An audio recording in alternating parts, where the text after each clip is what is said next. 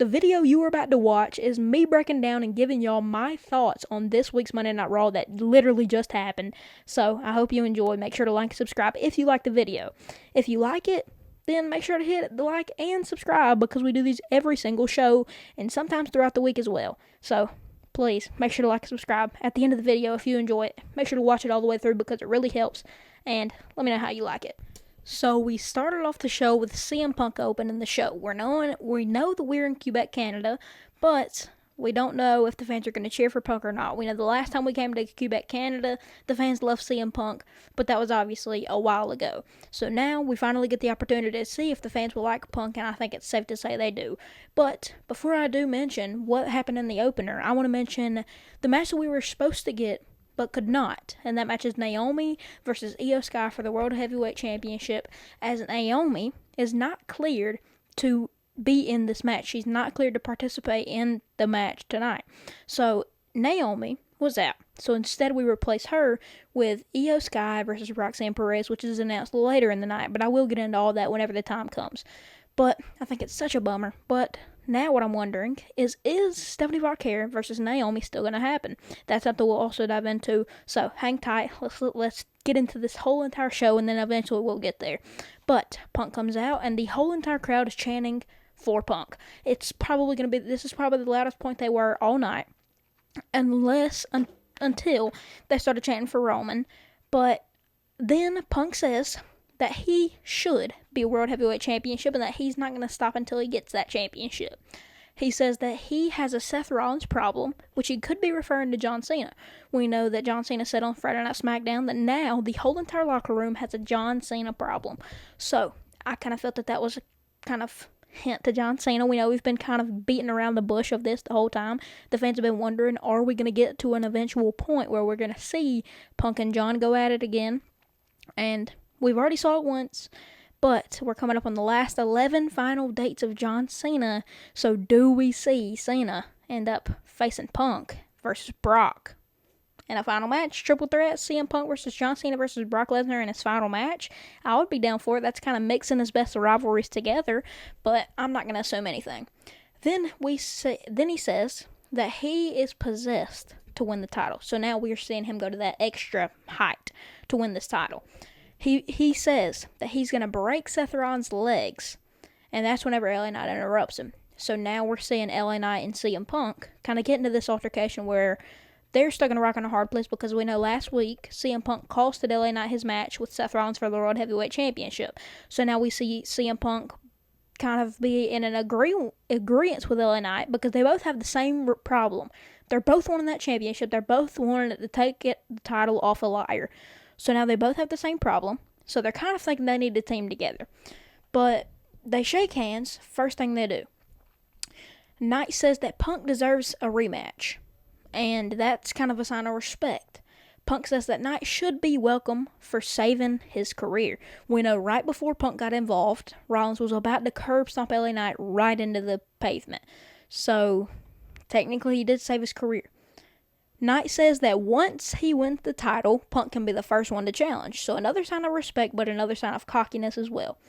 But then we see Paul Heyman come out with Bronson Reed and Braun Breaker. Now, this week we do see Bronson Reed with 2 Jordans on his neck, both of Roman's pairs of shoes. I wonder if he's going to keep adding to his collection. We didn't see it tonight, but maybe in Clash in Paris we get a third one, or we see Roman take them back. I wonder if this is going to play into the storyline.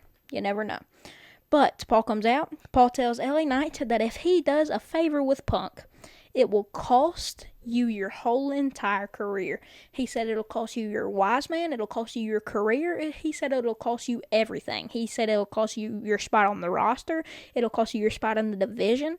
So Paul is warning LA Knight that if you do any favors with CM Punk, you're going to lose everything you have in the WWE.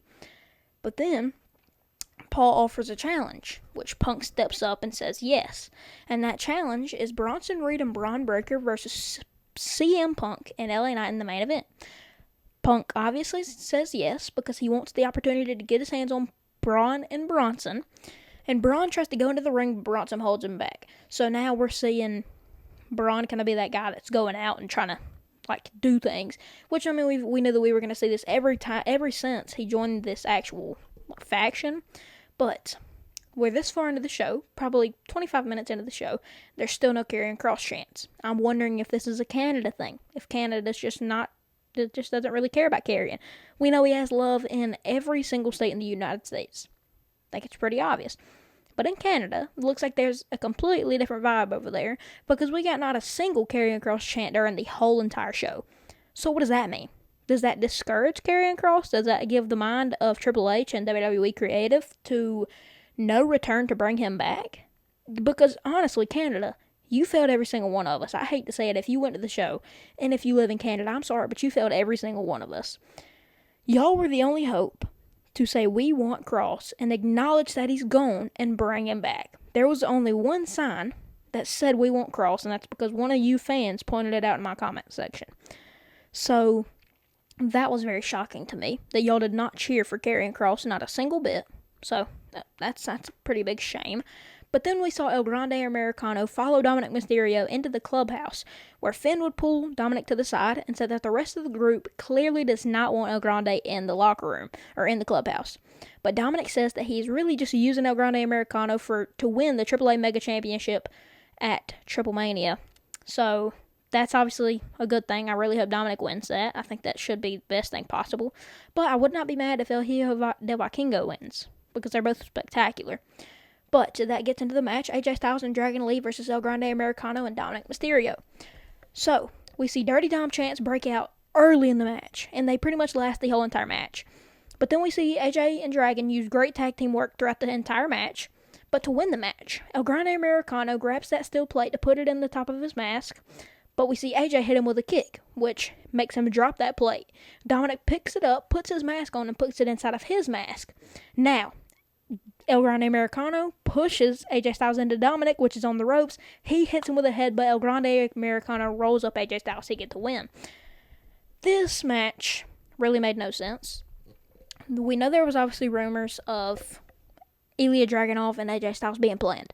I did not know if this was an immediate change. I did not know if this was going to be an immediate thing where we just instantly see Ilya Dragunov come back.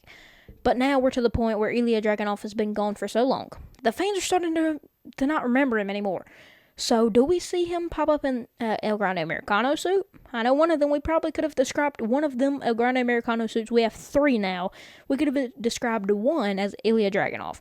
I have not seen it yet. But I think so far it's Tyler Bate and Pete Dunne.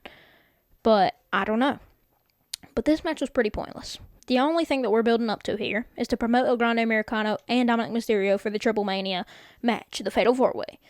And there's really no storyline building here, because I don't think that Dominic needs to rematch AJ. I think AJ should have won at SummerSlam if he was going to do it. That's just how it needed to be.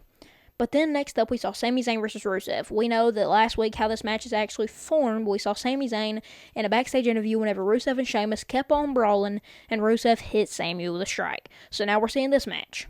And mid-match, after a pretty decent match honestly, the Bloodline attacks Sami Zayn in the middle of the match.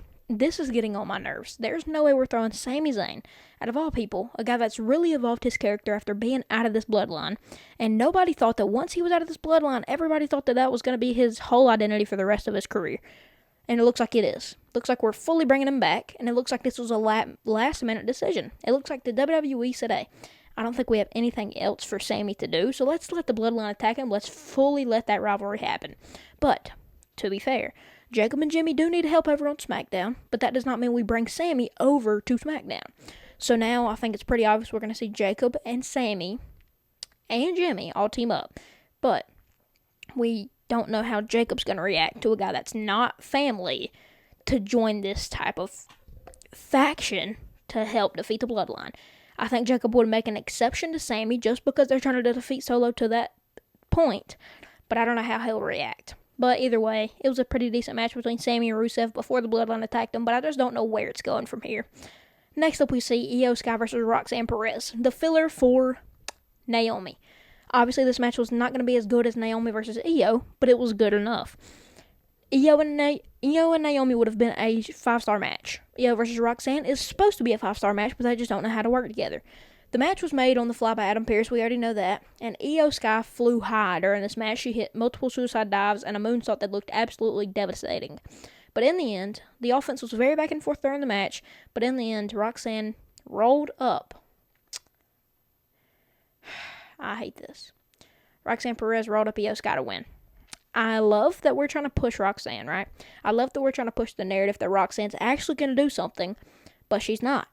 She's attached to the Judgment Day, and unless you're a breakout star like Dominic, and the fans really want you to be, you're not going to get anywhere outside of that Judgment Day. So she's going to stay in that tag division for a while, and she's not going to let go of Raquel. So this is just fully pointless. I mean, I think we just completely sold Io, but we are building into the storyline where the Kabuki Warriors are getting into that kind of feud with Io, mainly Asuka, so that's going to be an awesome match whenever it does end up happening, because I think that Io is an insane competitor, and I would argue that Asuka is one of the best of all time. So I think that match will be so good. Probably one of the best women's matches of all time whenever it does get to happen, but it doesn't look like that it's going to be in the near future. Maybe in a couple of months, but I don't see it happening in the Flyweight just like that. Unless Asuka really breaks like that, I don't think so. We did see it a little bit backstage, but not enough where it's to the point of we might see a turn.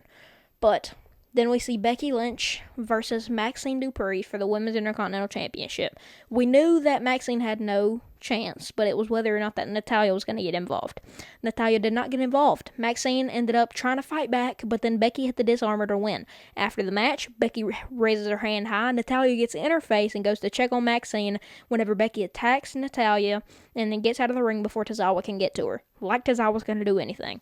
But that's pretty interesting. No storyline building, but I am hoping that we get Natalya versus Becky at some point, whether that is at Clash in Paris or if we see a rematch between Becky and Bayley.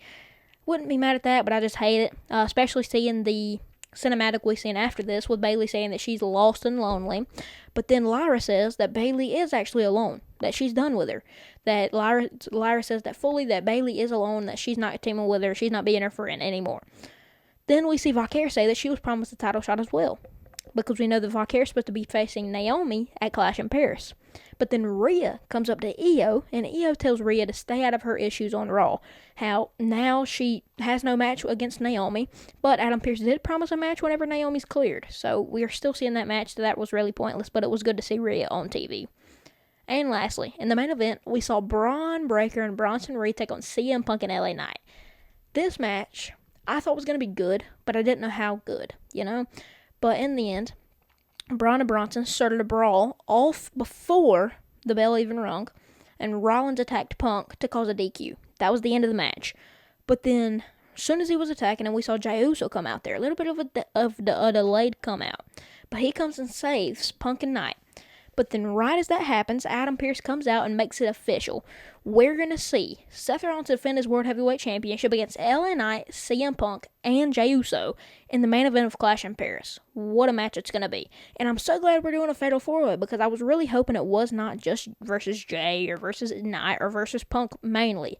Because now we're going to fully see Punk lose this match, Rollins retain, and we're going to be able to see Punk actually get to have a full story with Rollins whenever the time is right. Or we could just fully have Punk win here. We could have Punk win and Rollins trying to win the title back from him, but Rollins saying that he has all the power.